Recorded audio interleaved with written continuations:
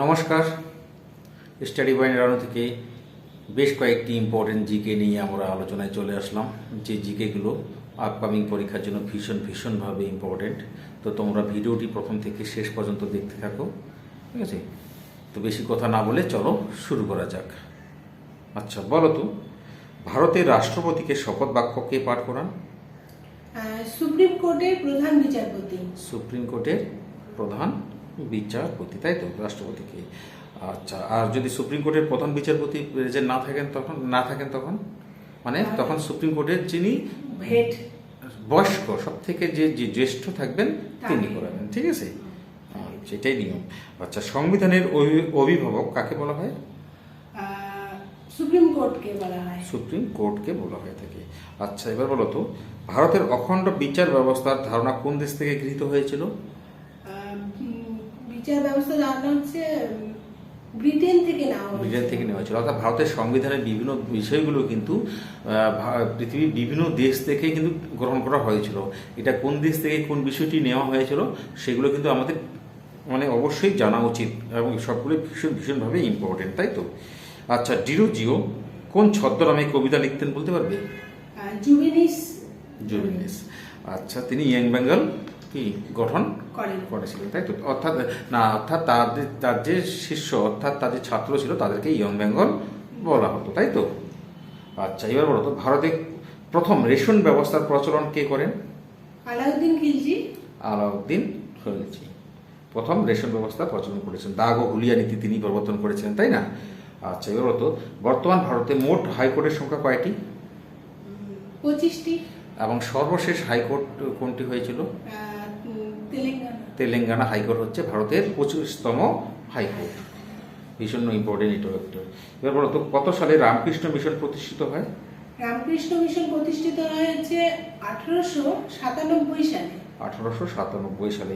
প্রতিটা জিকেই কিন্তু ভীষণভাবে ইম্পর্টেন্ট, ঠিক আছে? আপনারা সবাই কিন্তু ভিডিওটি প্রথম থেকে শেষ পর্যন্ত দেখতে থাকো। আর যদি আরও কিছু তোমাদের প্রয়োজন মনে হয় যে এই জিনিসগুলো হলে ভালো হয় বা ওটা হলে ভালো হয়, তো অবশ্যই কমেন্ট করে জানিও, আমরা সেগুলো নিয়েই আসার চেষ্টা করব।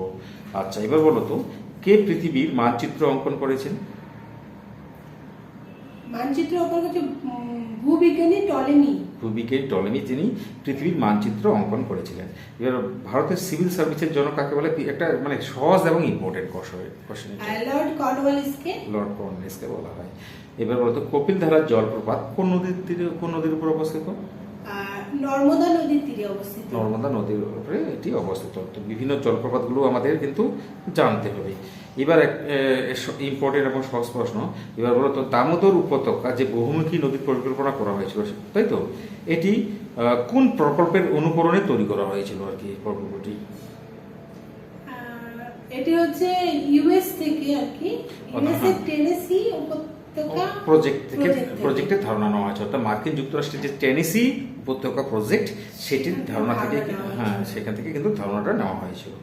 আচ্ছা, এবার বলতো, পুরীর জগন্নাথ মন্দির, এই মন্দিরটি কে নির্মাণ করেছিল? রাজা অনন্ত বর্মন। আচ্ছা, অমৃতসরের স্বর্ণ মন্দিরটি কে নির্মাণ করেন? গুরু রামদাস, ঠিক আছে। আচ্ছা, এবার বলতো, ট্রাকিয়া কোন প্রাণীর শ্বাসঙ্গ? আরশোলা হচ্ছে শ্বাসঙ্গ, হচ্ছে ট্রাকিয়া, ভীষণ ইম্পর্টেন্ট। আর মানুষের আর মাছের ফুলকা, ভীষণ ইম্পর্টেন্ট। আর সাধারণত ব্যাঙের ক্ষেত্রে কিন্তু চেঞ্জ হয়ে যায়, যখন ব্যাঙাচি অবস্থায় থাকে তখন হচ্ছে ফুলকা, আবার যখন তারা ব্যাঙে পরিণত হয় তখন কি হয়ে যায়? ফুসফুস হয়ে যায়, তাই তো? আচ্ছা, ভারতের স্থল, নৌ এবং বিমান বাহিনীর প্রধান, এই তিনটির প্রধান কি? রাষ্ট্রপতি হচ্ছে আমাদের কিন্তু স্থল বাহিনীর প্রধান, নৌবাহিনীর প্রধান এবং বিমান বাহিনীর প্রধান। আচ্ছা, প্রীতিলতা ওয়াদ্দেদার তিনি কি হয়েছিলেন? শহীদ হয়েছিলেন প্রথম মহিলা হিসেবে, তাই তো? প্রীতিলতা ওয়াদ্দেদার শহীদ হন তখন তার বয়স কত ছিল? তখন তার বয়স ছিল 24 বছর বয়সে তিনি শহীদ হয়েছিলেন। আচ্ছা, বীজবিহীন ফল সৃষ্টি হয় কোন হরমোনের প্রভাবে বলতে পারবে? জিবরেলিন। এবং এটাকে কি বলা হয়? আচ্ছা, বীজবিহীন ফল উৎপাদনের হরমোনের প্রভাবে যে ঘটনাটা ঘটে তার একটা কিন্তু সাইন্টিফিক নেম আছে। সেই নামটা যদি কারো জানা থাকে অবশ্যই কমেন্ট করে জানিও। এটা ভীষণ ইম্পর্টেন্ট একটা, আমি উত্তরটা বললাম না। তোমাদের জন্যই রাখা থাকলো। আচ্ছা, বজ্রপাতের ফলে কোন অ্যাসিড সৃষ্টি হয়? নাইট্রিক অ্যাসিড নাইট্রিক অ্যাসিড সৃষ্টি হয়। আচ্ছা, ভীষণ ইম্পর্টেন্ট। আচ্ছা, কাশ্মীরের আকবর কাকে বলা হয়? কাশ্মীরের আকবর হচ্ছে জয়নাল আবেদিনকে বলা হয় থাকে, তাই তো? আচ্ছা, এবার বলো তো, ভারতের অরণ্য গবেষণাগারটি কোথায় অবস্থিত? এটি দেরাদুনে অবস্থিত। দেহরাদুনে অবস্থিত। আচ্ছা, ভারতে প্রথম কবে শিল্পনীতি ঘোষিত হয়েছিল? শিল্পনীতি ঘোষিত হয়েছিল 1948 সালে। 1948 সালে ভারতের প্রথম শিল্পনীতি ঘোষিত হয়েছিল। তো ভিডিওটি আজকে এই পর্যন্তই। তোমাদের কেমন লাগলো অবশ্যই কমেন্ট করে জানিও। ধন্যবাদ।